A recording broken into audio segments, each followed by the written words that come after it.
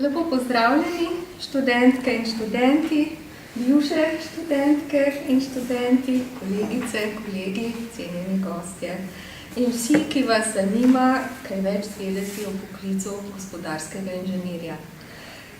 Dobrodošli na okrogli mizi, ki jo organizira Poslovno-tehniška fakulteta Univerze v Novi Gorici, kjer se je za ta poklic na prvi in na drugi stopnji skupaj do sedaj usposobilo že 490 diplomantov.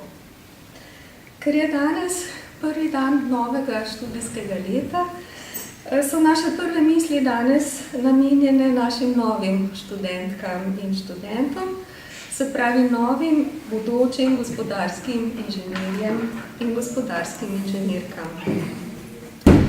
Zelo pester in perspektiven študij ste si izbrali.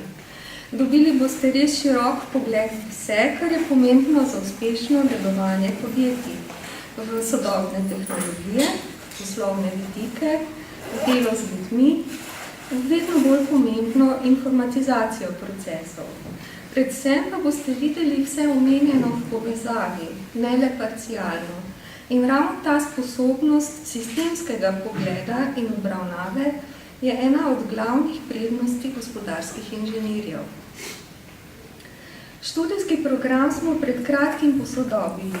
V njem pa predvideli poleg več poudarka na informacijskih vidikih tudi več izbirnosti, da se boste že v drugem letniku lažje posvetili temu, kar vas še posebej zanima. Veliko je poudarka na praktičnih vajah in projektnem delu, tudi na sodelovanju s podjetji. To je pomembno, ker gre za zelo praktično orientiran poklic, kjer je treba znati prepoznavati probleme v konkretnih delovnih okoljih in predlagati, kako bi jih lahko rešili. Večina študentov to zelo konkretno pokaže že v svojih diplomskih delih. Želimo si, da bi bili tudi vi uspešni, ne le pri študiju, pač pa tudi kasneje na svoji poklicni poti. Z veseljem predstavimo zadnje podatke o zaposljivosti diplomantov naše fakultete, ki povedo, da je ta v 6 mesecih po diplomi 88%, v 12 mesecih po diplomi pa več kot 94%. Na temi podatki budno bdi karierni center Univerze v Novi Gorici in veseli me, da vam lahko predstavim našo sodelavko Nives Štefančič, ki dela v njem in vam bo tudi rada svetovala, kako načrtovati svojo karierno pot. Da pa bi si lažje predstavljali, kaj naši diplomanti dejansko delajo, smo povabili na pogovor naše današnje goste in jih prosili, da vam o tem spregovorijo iz prve roke. In bomo kar prešli na naš pogovor. Najprej seveda zelo sem vesela, da ste se odzvali našemu povabilu, pa bi za začetek prosila, da se kar sami na kratko predstavite. Moje ime je Nina Duša, prihajam iz Tolmina. Na to šolo sem se vpisala davnega leta 2005. Je tudi dokončala, vpisala sem se potem še na drugo stopnjo, tam sicer manjka še en projekt pa magistrska naloga. Drugače, trenutno sem zaposlena v podjetju Kolektoraskom v Idriji. Tam je moje področje kakovost, odgovorna sem v bistvu za celotno področje kakovosti. Tako da v bistvu imam precej opravka z vsemi težavami, ki se v podjetju pojavijo. Sem David Rejc, tako prihajam iz Tolmina. Sem magister gospodarski inženir, predhodno sem končal strojniški fakulteto, tudi sem malo zamenjal.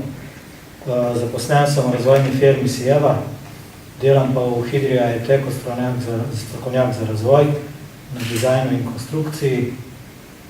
Ta šola pa mi je dala malo širši pogled, tako da mi je lažje razumeti ekonomista, nabavnika, prodajnika, kaj zahtevate od mene kot razvojnika. Uroš Lazar, prihajam iz Idrije. Na ta študij sem se vpisal kot izredni študent. Prišel zato, ker sem prej delal organizacijo dela v Kranju z diferencialnimi izpiti v 3. letnik. To je bila prva stopna gospodarski inženiring.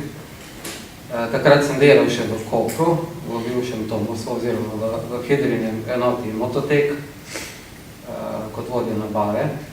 Zadnji 2 leti delam pa v Idriji, v spodnji Idriji pa upravno v Hidri Rotomatiki, še vedno in vodim investicije v največji poslovni enoti, se kliče Lamtek.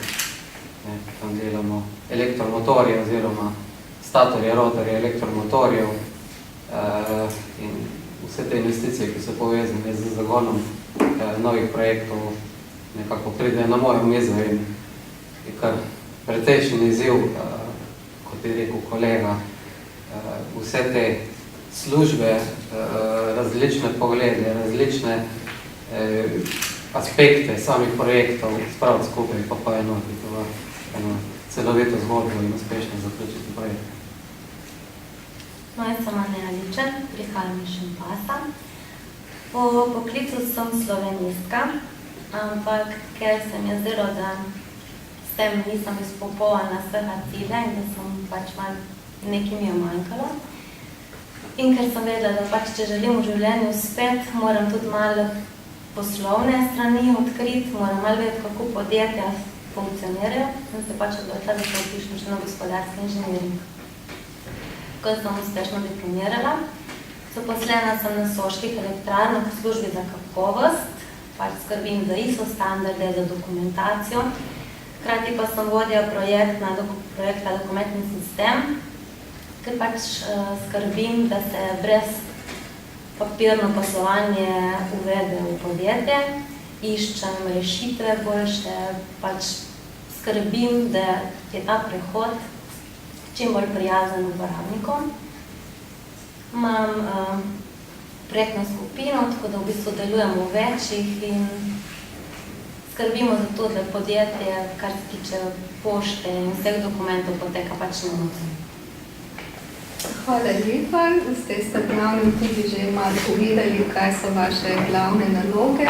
Nam lahko mogoče, ker izvolite, še malo bolj podrobno opišete, kako izgleda vaš delovni dan, kakšne so glavne značilnosti vašega dela, s kom se srečujete, ali veliko potujete, skratka, kako izgleda vaše delo.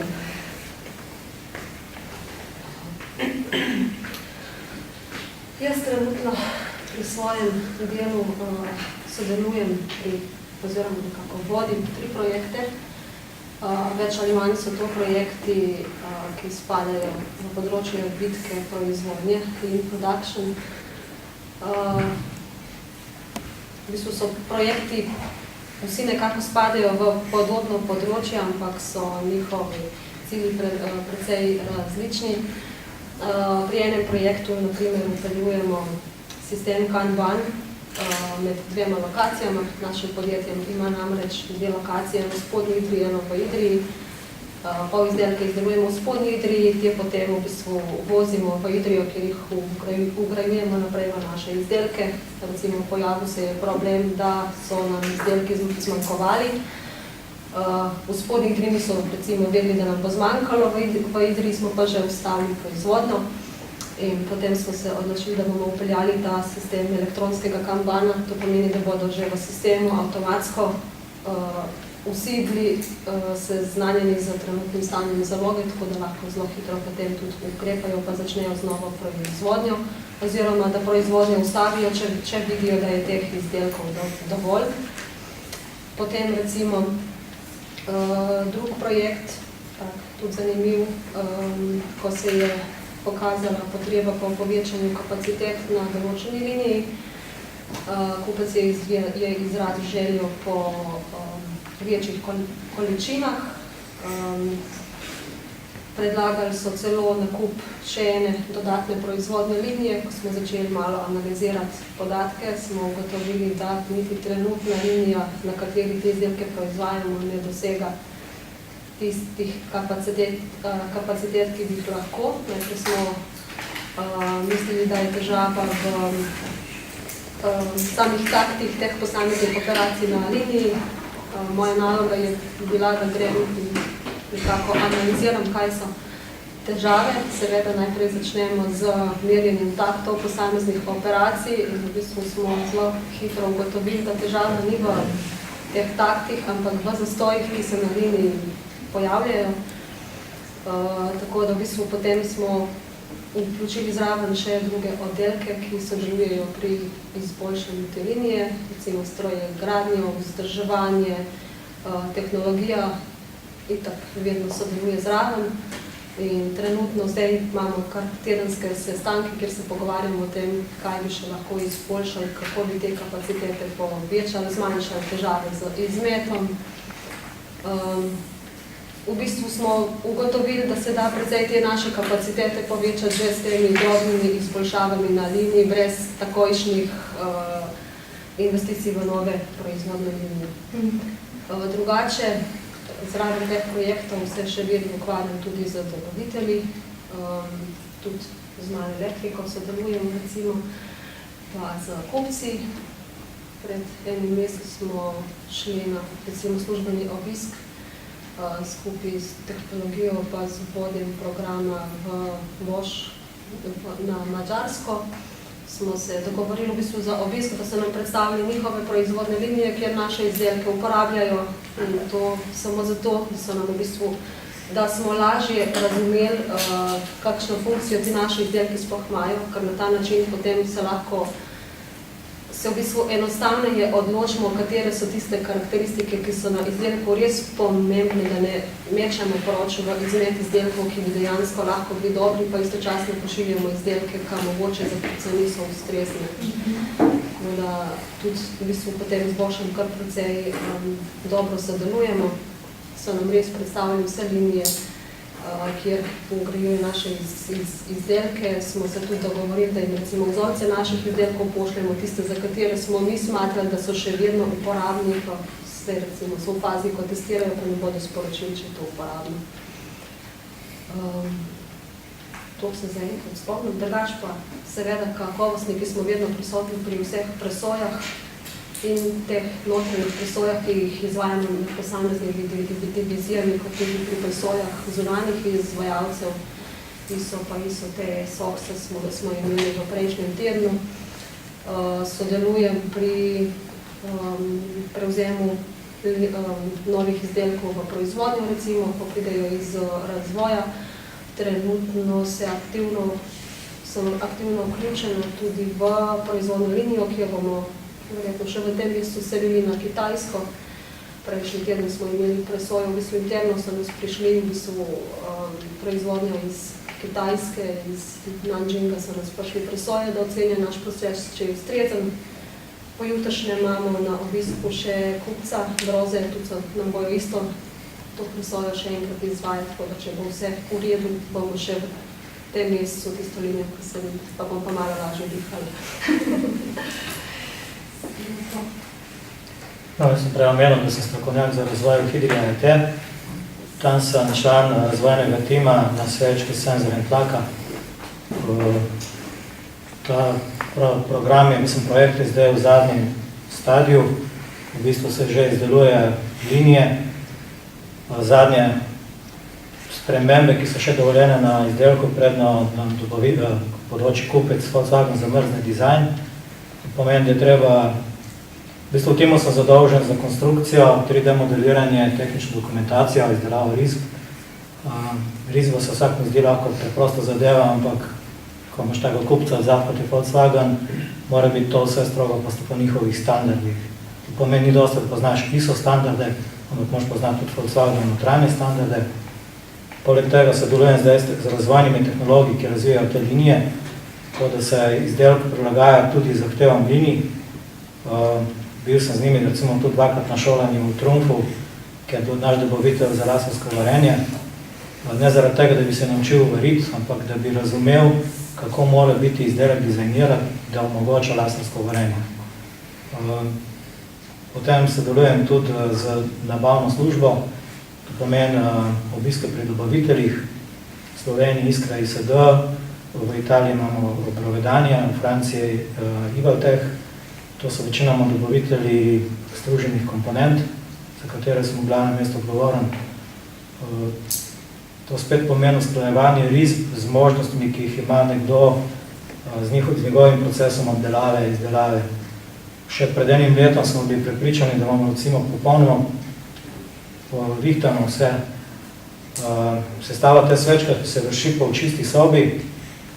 Problem je, ker ta svečka ustvarja signal. Zdaj se je dogodilo nekaj tako, da so se pojavili določeni delci. In potem je to treba biti ugotoviti, kje pri dobavitelju recimo se to dogaja. Ne. Pač raziskave so prišle uspešno do konca. Problem pa bo, kako bomo te iglice recimo na izdelku odpravili. To ne govorimo o iglicah, ki so vidni z prostim očesom, ampak se jih odkrije z mikroskopom. Drugo moje delo je potem še arhiviranje modelov, arhiviranje tehnične dokumentacije, izdelava tehnološke dokumentacije, da dela v bistvu ne zmanjka.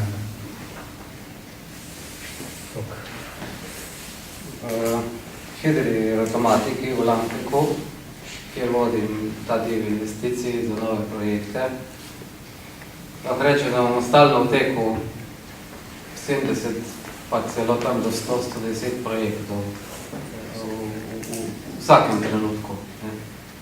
Se pravi, tukaj kot jih zapreš, tukaj novih dobiš, tako da težko kadarkoli rečemo, da je naše delo končano, da smo nekaj pospravili, pa da bomo čez teden, en mesec lažje dihali, ne bomo lažje dihali. To je tudi dobro, da vi veste, ko se boste posvečali svoji profesionalni karieri, stremeti k temu, da bo nekaj hitro pa dobro narejeno, pa bo bolj konc tega. Vedno je več dela, tempo in vse dogajanje okrog novih projektov je vedno bolj intenzivno. Še, bom rekel, 10-15 let nazaj so se projekti koncepirali, so se razvojno nekako zastavili 2, mogoče celo 3 leta vnaprej. Se pravi, takrat se je začelo razmišljati o teh razvojnih fazah, o prototipih, o vzorčevih in podobno. Danes imamo mogoče na razpolago nekaj 90 mesecev maksimalno, veliko krat tudi manj. Od teh, pa recimo 100 projektov, ki jih je v teku vsak čas pri nas, lahko rečemo, da je 2/3 tistih bolj razvojno usmerjenih, torej suportiramo naše kupce, slišim zelo podobne dobavitelje in kupce, že od mojih kolegov tle, kot jih mi obdelujemo, oziroma oni nas. In je ta preko 2/3 del, če tako na grobo ocenim, je vezan na zelo tako razvojno delo. V Hidri je zato tudi kar nekaj inštitutov, en je v Tolminu, en je v Idriji, in tam se posvečamo bolj detaljnim raziskavam materialov in določenih procesov, ki se nam dogajajo, in s tem lahko tudi doprinesemo svoj delež k razvoju končnega produkta naših kupcev. Zdaj, tista zadnja tretjina, bom rekel, je pa del, ki je bolj vezan tudi na našo proizvodno. Se pravi, to so projekti, ki so že v fazi industrializacije, za katere smo prejeli nominacije in na podlagi teh nominacij bolj splaniramo vso proizvodno. Tam je moje delo precej intenzivno, zato ker je treba pridobiti precej ponudb za orodja, za stroje, za priprave in podobno. Te investicije so kar vrtoglavih številk, tu govorimo orodja, ki so recimo dolžine 2 metra ali pa še več. Vse je iz karbidne trdine, iz dragih materialov, tudi zelo težko se obdelujejo, in končni produkt, neko orodje za hitrohodne štance, kjer se štance, lamele in paketi statorjev, rotorjev, stali povprečno tam 150, mogoče celo 200-300 tisoč evrov, samo orodje. Potem so tukaj še dodatno sistemi za avtomatizacijo.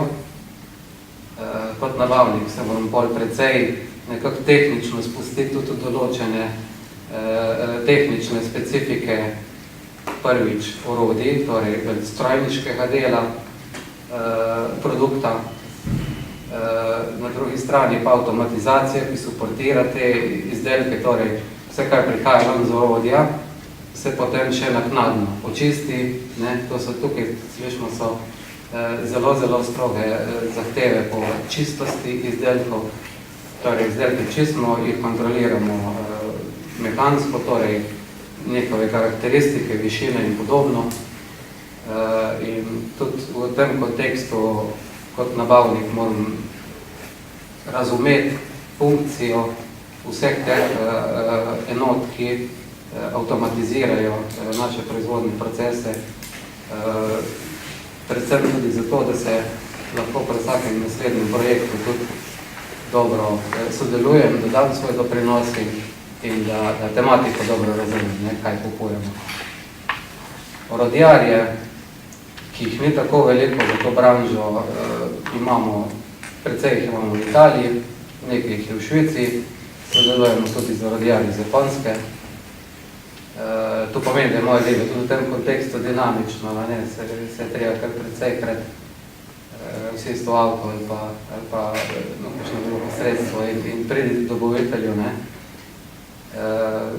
preko teh potovanj je sigurno 2 do 3 mesečno, vsaj.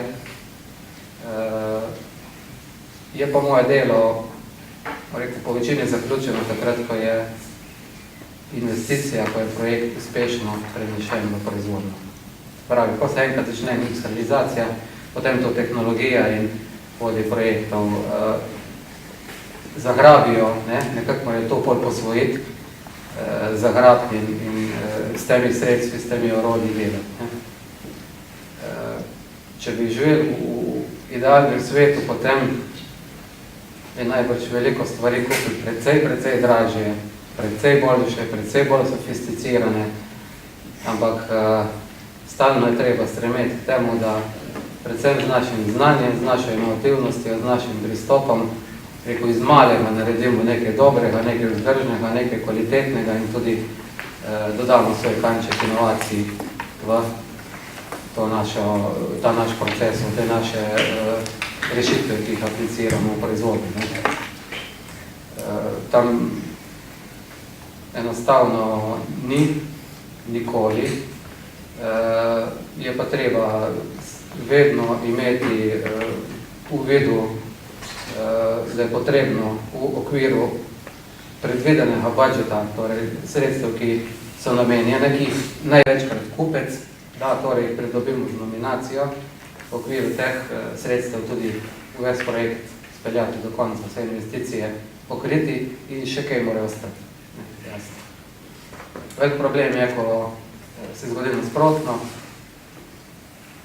ko gremo čez, takrat se vključi ves management in takrat je treba zelo podrobno, zelo preudarno tudi pregledati vse poslovanje, kaj je bilo, zakaj je bilo, kako smo se dogovorili in kaj smo na koncu dobili. Velikokrat se tudi pokaže, da se dodatna sredstva, ki grejo preko budžeta investicije, da so smotrna, ker prinašajo na daljši rok več koristi, kot je bil tisti preboj, bom rekel, budžeta. Včasih pa tudi moramo reči, da se nam zadeve malo šele zvajati in določene stvari ratajo nekako predrage. Na eni strani je tu lahko problem prodaje oziroma kupca, ki nekako ni priznal določenega nivoja stroška, ne bo treba tu vse skupaj znižati. Na drugi strani je pa lahko tudi naše delo bolj v precepu, da se pogleda, kaj se je kupovalo, zakaj se je tam kupovalo in podobno. Vse te službe, ki pa sodelujejo, to lahko rečem, da je precej interdisciplinarno delo. S tem mislim na to, da je treba imeti nekak konsens in sodelovati v vsakem projektu s tehnologijo, z razvojem, s kakovostjo, s financami, praktično z vsemi službami v podjetju in v bistvu vsem kriterijem nekako zadostiti in speljati projekt do konca.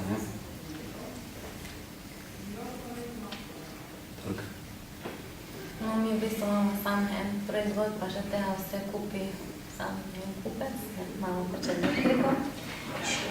Jaz sem drugače organiziram zunanje presoje, notranje presoje, pa vodstvene preglede. Konkretno sem zadolžena za dokumentacijo. In sicer skrbim, da so objavljene zadnje verzije dokumentacije, da se dokumentacija ažurira, tudi kadar pride inšpektori ali pa podobni pregledniki, da točno vemo, kje se kaj nahaja, kaj velja, kaj ne. Imamo 21 malih hidroelektrarn in 4 velike in pač smo na različnih lokacijah in različno oddaljeni. Tako da dostikrat je slaba komunikacija med nami, ki smo na upravi, pa med vzdrževalci. Tako da jaz pač skrbim za to komunikacijo, oziroma skrbim, da so tudi na objektih seznanjeni, kaj velja, kaj ne, katera navodila so v primeru, da pride do izrednega dogodka, do kakšnih incidentov, katera navodila se pogleda, katere pravilniki veljajo, kako reagirati. In pač skrbim, delam sezname, kot sem že rekla, in večkrat ugotovim, da ko pridem pač na objekt, že pri meni vse štima v računalniku, ko pridem na objekt, kjer so sami fanti, ugotovim, da pač fante nimajo reda, ne? In moram še tam pri njih malo urejati. Kar je tle pomembno je, da se komunicira med sabo, da se ljudi obvešča, da se poskrbi, da pride dokumentacija, ko nastane na oglasno desko, ker pač prvi velja, da ko je enkrat objavljeno, tisto velja, in da so vsi seznanjeni s to dokumentacijo. To je v bistvu moje prvotno delo. Naslednje pa je, da sem vodja dokumentnega sistema in sicer v podjetju uvajamo brezpapirno poslovanje. Imamo že 5 let eno aplikacijo, oziroma en programček, ampak je zdaj 3 leta v bistvu stalo nepremaknjeno. Zdaj pa je kar naenkrat prišla potreba po temu, da uvedemo vse brezpapirno in je ta projekt zaščitil za 100%. Tako da se tudi pri nas, oziroma jaz skrbim, da se komunikacija steče med vsemi sektorji, med vsemi vodilnimi in pač podrejenimi. Skrbim za to, da v primeru, da pride do kakšnih težav, najprej sama ocenim, ali je to težava, ki izvira iz nas, ali je to težava, ki izvira od našega zunanjega izvajalca in temu pač primerno ukrepam. Treba je vedeti, kdaj in na koga se lahko obrnem in kdo je zadolžen, oziroma ne zadolžen, kdo ima znanje, da lahko tisto zadevo reši. In poudarjam pač, da je treba pač komunicirati med sabo in se pač pogovarjati in tudi deliti znanje, ker mogoče eden ne vidi neke težave, ker se njemu zdi samoumevna, potem pa pride nekdo tretji pa reče, pa glej, ta postopek ne bo šel skozi. In če se pač tako skupaj dela, tudi lažje steče poslovanje in vsi postopki. Zato sem jaz zadolžena. Hvala. Prosila bi še vas, pridružili ste se nam malo kasneje, da se najprej predstavite, kdo ste, kje delate in nam zaupate tudi kakšno zanimivo zgodbo iz vašega delovnega področja. Povečujem za zamudo, ja, imam pestro službo. Zaposlen sem v Mahle Elektrika, Male Elektrika d.o.o. v Šempetru, bivša Iskra, če rečemo tako. In pokrivam bolj tisto operativno plat, se pravi vsakdanjo proizvodnjo. V bistvu vodim službo proizvodne logistike. To pomeni, da na eni strani imamo služba razdeljena tako, da ena stran je plan proizvodnje, dnevni plan, tedenski plan, mesečni. In drugi del te službe je pa v bistvu nabavna logistika, ki skrbi za naročila materijalov. Mi jim rečemo odpoklici. In v bistvu moje delo je to, da vodim to skupino, da non-stop preverjamo, kako so materijali v obtoku, se pravi, da skrbimo, da pridejo pravočasno, ker mi smo imeli prevelikih zalog, ker sem močno gleda na obračanje zalog. Pač, koliko imaš investiranega denarja v obtoku in preveč je lahko riziko za podjetje. In bolj temu delamo primerno in analize na nekih izkušnjah iz preteklosti, oziroma gledamo na napovedi kupcev, oziroma določamo sami preko nekih internih pravilnikov, sisteme naročanja do dobaviteljev. Se pravi, istočasno, tako ko nabavljamo material, na drugi strani skrbimo, da planiramo proizvodnjo, kako bo delala s tem, glede na kdaj material pride v podjetje. Delo je tako, da v bistvu je pestro, ker je kontinuirano, non-stop so neke akcije, ker normalno nekje moraš dobavitelja žlajfati, nekje moraš dobavitelja pospeševati. Stalno moraš skrbeti za zalogo, se pravi, inventure so nenehne, zato ker če stanje ni pravilno, tudi ne naročaš pravilno. In ta vrzel je kar dolga, ko v bistvu, če gledaš tako, skrbiš od poddobaviteljev, z dobavitelji svoje proizvodnje do ključna kupca. In če se bilo kje zgodi v tej dolgi verigi, je v bistvu karambol, ker so visoki penali. Tako da, to je to, v splošnem.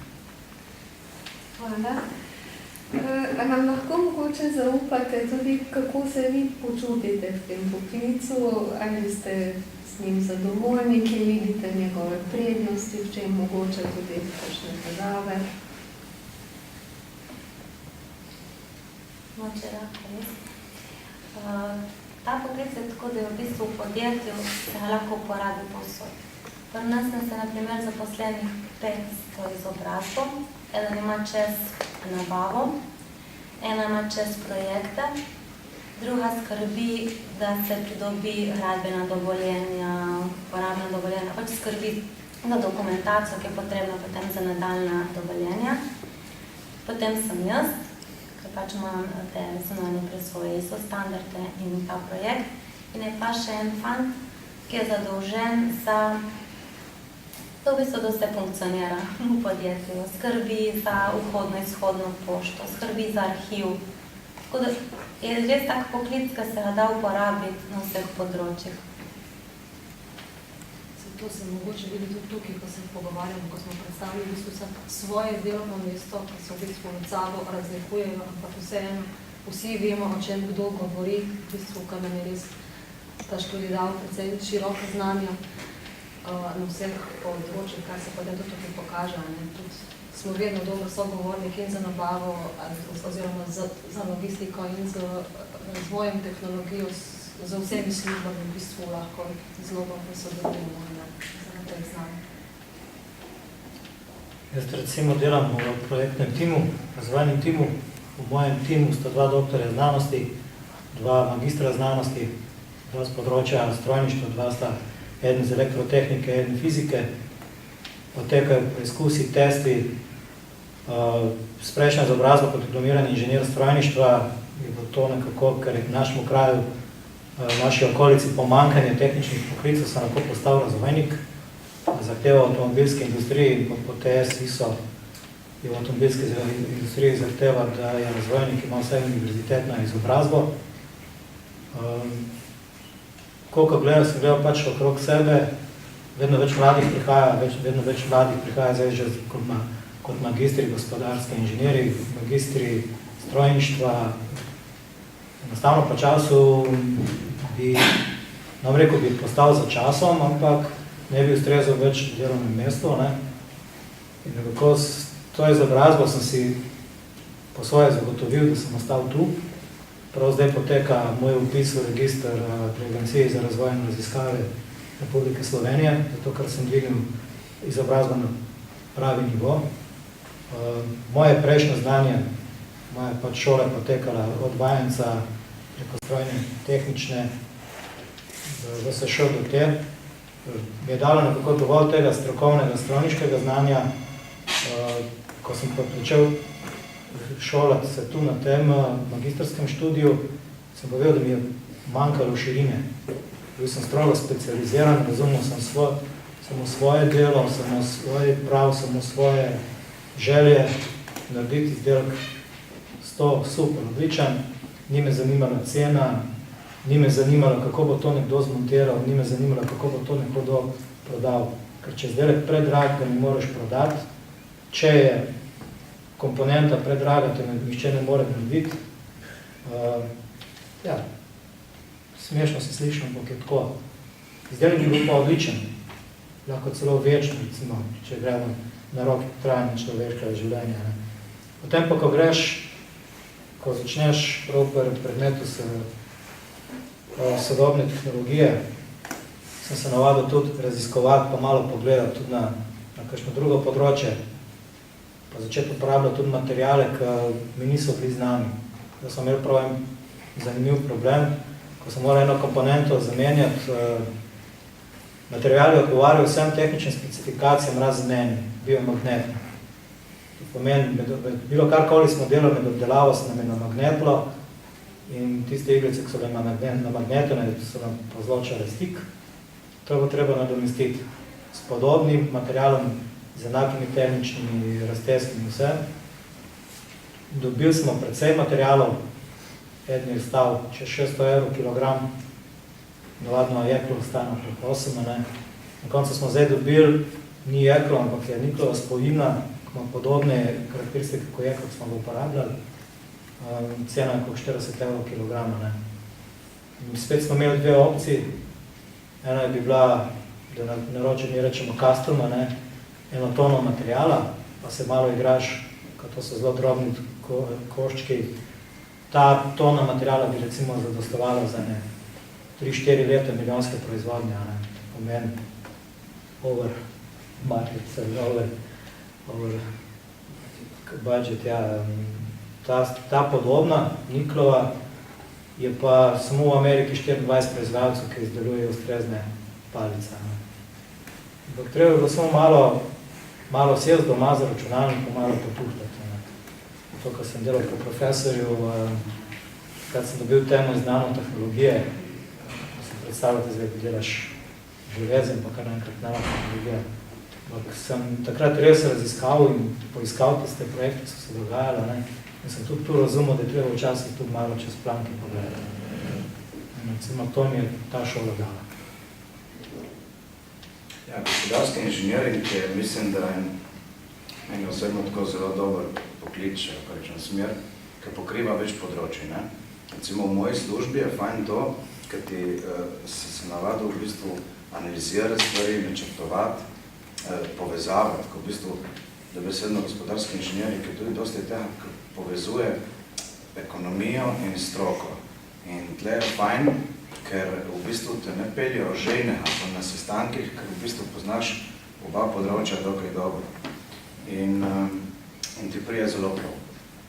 V splošnem tudi, dobro, vse vemo, dosti stvari se navadiš tudi v praksi, potem na svojem delovnem mestu, ampak vsako delo novo, ki vam delodajalec da neko novo nalogo, vam ne bo težko jo primiti, ker ste jo recimo že v šoli spoznali, ne? In to mislim, da je prednost tega študija. Nimam nič proti fokusiranim študijom, ko so na primer recimo strojništvo ali pa elektro in to, ampak po drugi strani mislim, da v tem svetu, ko moramo biti vedno bolj prilagodljivi s trgom in tako dalje, mislim, da je gospodarski inženiring ena taka široko pasovna smer, ki je res da več znanja potrebna v današnjem svetu. Tako, to je moje mnenje. Tudi jaz se pridružujem v tem misli, sigurno je. Rabimo eno in drugo, ne?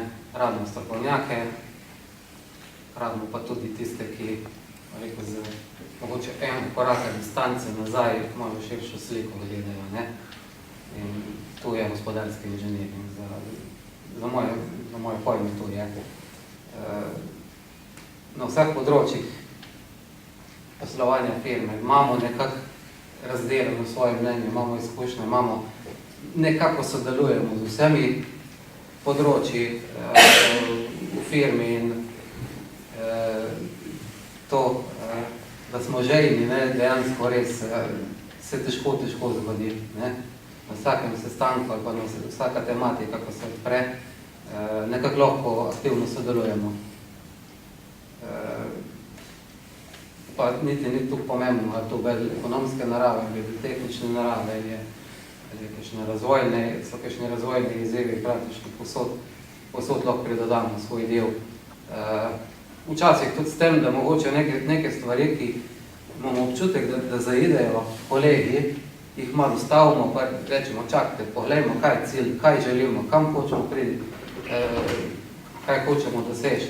Tudi s takimi potezami včasih lahko pripeljamo nek tim pravimo cilju, mogoče prej ali pa bolj učinkovito ali pa celo najdemo kakšno boljše rešitev na konec. Ta gospodarski inženiring sigurno ne stremi po specializiranosti, ampak nam daje eno tako širino. Kako pa se vam zdi, da vas je ta fakulteta pripravila na ta poklic? Se mogoče zdaj za nazaj spomnite še posebej kakšnega predmeta, kakšnega dogodka, kakšnega sporočila, ki ga zdaj vidite mogoče v neki drugi luči in vam je ostal spominu?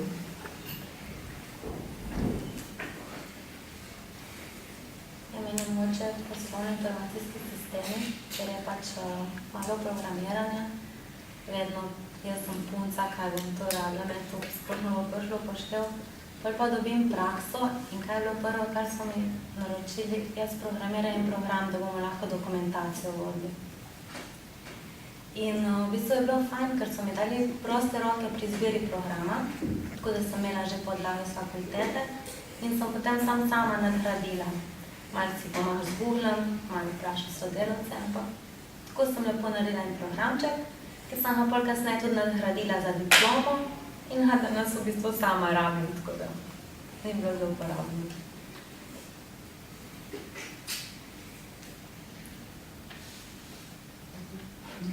Meni konkretno, jaz, glede na to, da sem se vključil v ta študij v 3. letnik direktno, malo težje apliciram vse tisto, kar so ostali moji kolegi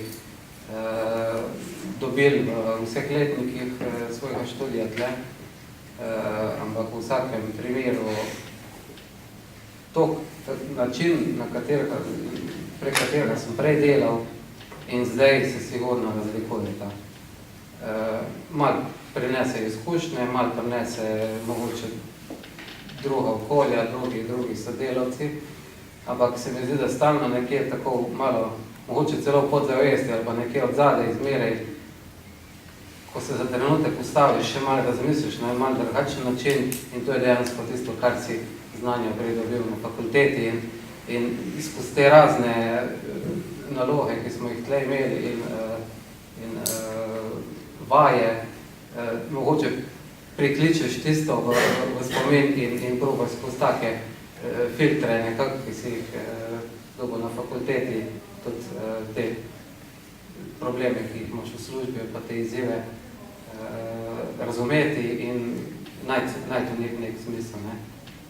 Jaz za sebe lahko rečem, da mogoče delam bolj počasi, ampak sigurno delam bolj preudarno in imam bolj ciljno usmerjene aktivnosti kot mogoče kdaj prej, kjer se je bom rekel, na pritisk kupca, na en urgentni sestanek, ki si ga imel z direktorjem in je zahteval določene roke in podobno, si nekako podlegel temu pritisku in si enostavno malo brez glavo šel narediti, kar so ti rekli. To je dobro, da se na bazi dobrega znanja, pridobljenega tudi na tej fakulteti in pa izkušen, da se takim potezam probamo izogniti in da čim bolj preudarno in čim bolj racionalno pristopno k stvarem. Če traja več časa, bodo mogli pač vsi razumeti in je treba kljubovati tudi mogoče določenim apetitom, da je treba nekaj narediti čez noč. Če je potreben en teden časa, se je treba ta teden časa vzeti, stvari zanalizirati in vedeti, zakaj gremo tisto smer, neko drugo. To, jaz rekel, tako jaz lahko komentiram, na kaj nekaj što dodal. Če se jaz lahko na kolego navežem, prav z moje izkušnje kot strojniki govorimo, ena risba je pa ena slika, pove 1000 besed, to Jaz nisem nikoli maral preveč pisati, nikoli nisem maral poročila, ali kaj takega, pač greš, zrišeš, daš narediti, zmontiraš stvar dela. Ne.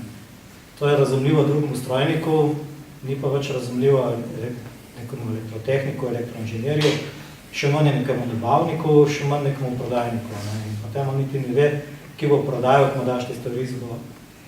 In na tem faksu, v tem magistrskem gospodarskem študiju, smo se prvič naučili, da smo pisali skoraj po vsakemu predmetu so seminarske naloge. Jaz moram reči, da vsaka seminarska naloga je bila ena mičkana diploma. Ne? Moral si izbrati temo, dobiti odobritev teme, rok si imel do tistega časa spisati, treba je bilo narediti, noben profesor ni takoj dovolil tisto dal, zmeraj je v to predogled, zmeraj je bilo treba delati popravke. Danes mi tega ni žal, ker znam poiskati, ker znam napisati, znam narediti predstavitev. Najbolj pomembno pa je, da jo znam zagovarjati. Znam tudi danes pred vami, recimo, mi ni težko govoriti, če bi se srečal par let prej, bi verjetno to dosti težje naredil. Znam argumentirati in zagovarjati svoje stališče. Navadil sem se pa, da moram biti tudi fleksibilen. Ko pač nekdo pove, ni denarja, se je treba umakniti nazaj. Če nekdo reče, pa treba ne do jutri, že včeraj bi moglo biti, pač treba narediti jutri. Ampak je to zagovarjati, dobro, ne bom po jutrišnjem, ampak ne bo tako dobro, ampak bo jutri, kar radiš. In tako prije tudi vse delo, vse razvoj nekega izdelka je dosti bolje dokumentiran. In se mi zdaj že zgodilo v teh 2 letih, ko sem se s kakšnim kolegom kje pogovarjal, smo imeli kakšen pomembni sestank, ko je bilo, ja pa to smo nekoč že se pogovarjali, ko sem samo šel, pogledal približno datum, odprl poročila in gledaj tam izračuni in urejeno vse nastavljeno, koliko treba, ni bilo dobesedno, ni bilo problema. To je pač tudi mene. In naredil tisto, kar mi je recimo kot specialistu manjkalo. Mi je odprlo širino. Če se navežem na Danielove besede, gospodarski inženiring je nekako ko eno vezno tkivo med različnimi specializiranimi službami. Ja nimam kaj bistvena dodatka, so povedali kolegi že vse. To, da predmete so vsi zanimivi. Dobro, najbolj si zapomnimo tiste, ki so najtežji. Na tiste najtežji vam bojo dali še nekaj posebnega in to je vztrajnost. In v podjetjih, ker se boste zaposlili po študiju, boste rabili vztrajnost. To je moj dodatek. Mogoče še ena prednost, kar že stalno ponavljamo, to širino tega študija. Prva prednost bo, ko boste iskali prakso v podjetjih. Tukaj zaradi širine, kar vam je v bistvu ta študij da, vi pošljete prošnjo v podjetje lahko na bilo katero področje, ki si ga zberete. Oziroma lahko napišete samo na splošno, poveste svoje znanja, kar ste se učili in v bistvu podjetje lahko marsikaj poišče za vas. Recimo jaz, ko sem iskala prakso, sem takrat začela na Hidri AET v kadrovski službi in sicer na izobraževanju zaposlenih. Navezovali se je tako na naš študij. In na predmet psihologije smo imeli takrat, potem še sociologijo. Nadaljevala sem za diplomsko nalogo, kar ko si enkrat v bistvu nekako ustvariti kontakt v podjetju preko prakse, je potem precej enostavno iskati tudi naprej kontakt, korakte za diplomsko nalogo oziroma za projekt. Tako da jaz takrat sem se na isto podjetje obrnila, so me že poznali, bili so že izkušnje z mano, vedeli so, ki lahko pričakujejo, kakšno znanje imam. Sem nadaljevala tam z izdelavo diplomske naloge na področju inovacijske dejavnosti, v bistvu še vedno nekako v povezavi tudi za izobraževanje po znanjem zaposlenih, oziroma kako to znanje iskati iz zaposlenih. Sem diplomirala na to temo in v bistvu, ko si v podjetju že na praksi, pa tam še pol leta delaš diplomsko nalogo, potem je že precej lažje tudi naprej, da dobiti službo. Tako da na ta način sem tudi zaposlitev dobila prvo, seveda zraven inovacijske dejavnosti sigurno potem pade še nekaj, ker zmeri pač vsa podjetja stremijo k temu, da en zaposlen opravlja čim več stvari lahko, ne? Tako da zraven inovacijske dejavnosti sem se začela tem ukvarjati še z proizvodnjo oziroma z težavami za proizvodnjo, za izboljševanjem proizvodnje, to potem se že začneš potem počasi ukvarjati, recimo, da se takrat še z izmetom, zalogami. Zraven seveda pade analize podatkov, zelo uporaben predmet, kot je že kolegica rekla, ne, recimo delo z bazami podatkov, urejanje razporedel, spisanje poročil, mislim, tega smo imeli tudi prakse, res uporabno pride vedno prav. Tako da v bistvu potem po času na podlagi svojega študija, svoje širine, kaj imate, v bistvu si ustvarjate nekako tisti svoj položaj v podjetju, odpira se vam zareč vedno nova vrata in potem zaradi tega tudi mogoče zaposljivost tu visoka, ne, je kar uporabna. Še meni se zelo lepo rada zahvala za ta zanimiv pogovor in vam želim še naprej veliko uspehov in tudi zadovoljstva pri vašem delu. Hvala.